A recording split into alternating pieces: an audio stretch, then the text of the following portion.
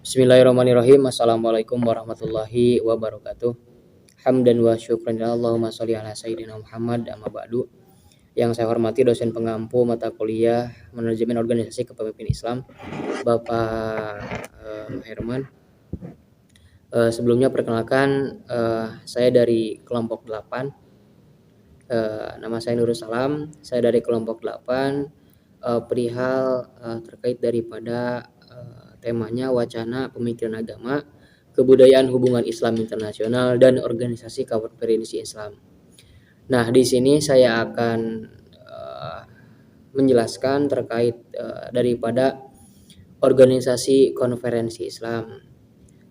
Namun saya akan sedikit membahas terkait daripada organisasi konferensi Islam itu sendiri, karena nanti ada teman saya akan lebih mendalam terkait daripada organisasi konferensi Islam itu sendiri.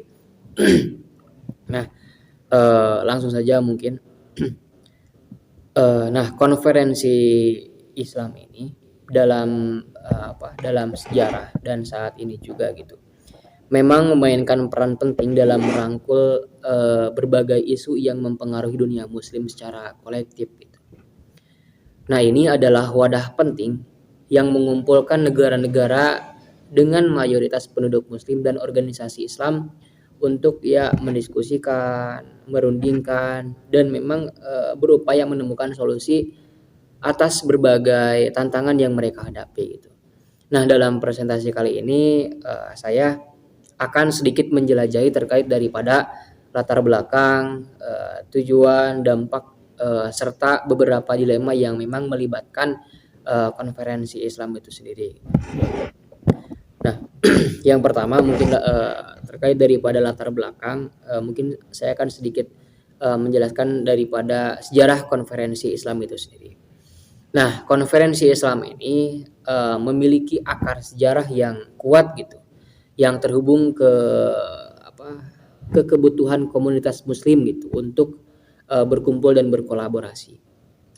Nah, salah satu contoh pertama itu adalah konferensi Konstantinopel pada tahun 1930-an yang bertujuan untuk mengatasi berbagai masalah ekonomi, politik, dan budaya yang dihadapi oleh dunia Muslim pada saat itu.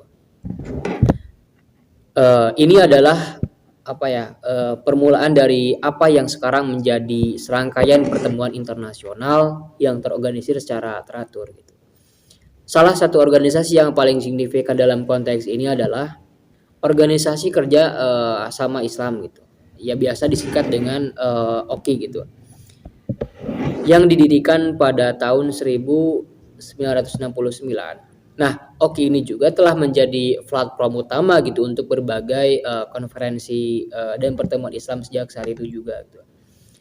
Organisasi lain seperti Liga Arab dan Dewan Kerjasama Teluk, biasa disingkat dengan GCC, juga telah menjadi penyelenggara konferensi penting gitu pada saat itu juga. Nah, yang kedua terkait daripada tujuan konferensi Islam itu sendiri. Nah, tujuan utama dari konferensi Islam ini adalah mempromosikan kerjasama, dialog, dan solusi atas masalah yang dihadapi oleh negara-negara dan komunitas Muslim di seluruh dunia gitu. Ini mencakup berbagai isu seperti politik, ekonomi, sosial, agama, dan budaya. Ada beberapa tujuan kunci penting yang meliputi gitu. Yang pertama ada diplomasi dan perdamaian. Nah, konferensi Islam ini juga sering digunakan sebagai forum untuk memediasi konflik dan mencari solusi damai. Ini memang sangat relevan gitu dalam konteks konflik di Timur Tengah gitu, dan konflik internal di beberapa negara gitu. Nah, yang kedua ada pemberdayaan ekonomi. Nah, di berbagai konferensi ini juga berfokus pada pada masalah ekonomi gitu, termasuk upaya untuk memajukan perdagangan dan investasi di antara negara-negara Muslim. Nah, yang ketiga ada pendidikan dan kebudayaan.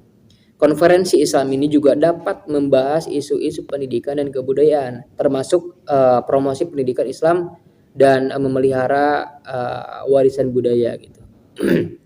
Yang terakhir ada hak asasi manusia.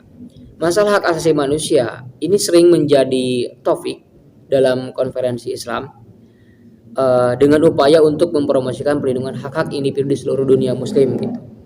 Nah itu mungkin ada poin penting daripada itu sendiri gitu. Ada 4. Nah yang ketiga ada dampak konferensi Islam.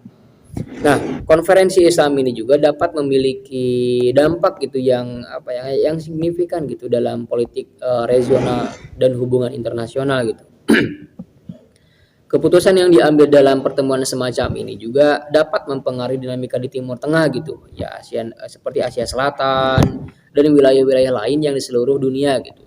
Mereka juga kan dapat membantu menghasilkan kesepakatan dan perjanjian yang mendorong perdamaian dan stabilitas gitu. Namun ya seperti dalam banyak forum internasional, konferensi Islam ini juga menghadapi kritik dan dilema gitu. Beberapa kritikus berpendapat bahwa mereka mungkin tidak mencapai hasil konkret gitu, atau bahkan meningkatkan perpecahan dalam komunitas Muslim gitu. Ada juga yang dilema terkait dengan bagaimana konferensi Islam ini menangani isu-isu kontroversial, ya seperti terorisme, hak asasi manusia, dan hubungan dengan negara-negara non-Muslim.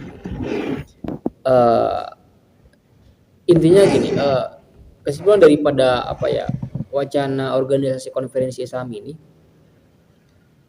adalah bagian penting gitu dari wacana dunia Muslim gitu. Nah, mereka itu kan menyediakan platform untuk negara-negara dan organisasi Islam gitu untuk berbicara, ya berunding dan berkolaborasi dalam menghadapi berbagai isu yang mereka hadapi gitu. Ya meskipun mereka juga kan memiliki sejarah yang kuat dan yang potensi gitu untuk menghasilkan perubahan positif. Gitu. Mereka juga kan bisa menghadapi tantangan dan kritik yang harus diatasi gitu. Ya melalui diskusi dan kerjasama yang berkelanjutan gitu. Nah, konferensi Islam ini juga kan dapat terus menjadi alat gitu, alat penting dalam memajukan kepentingan dan kebijakan dunia Muslim gitu. Nah, itu mungkin dari saya sedikit mungkin terkait daripada apa yang saya jelaskan. Kurang dan lebihnya mohon maaf.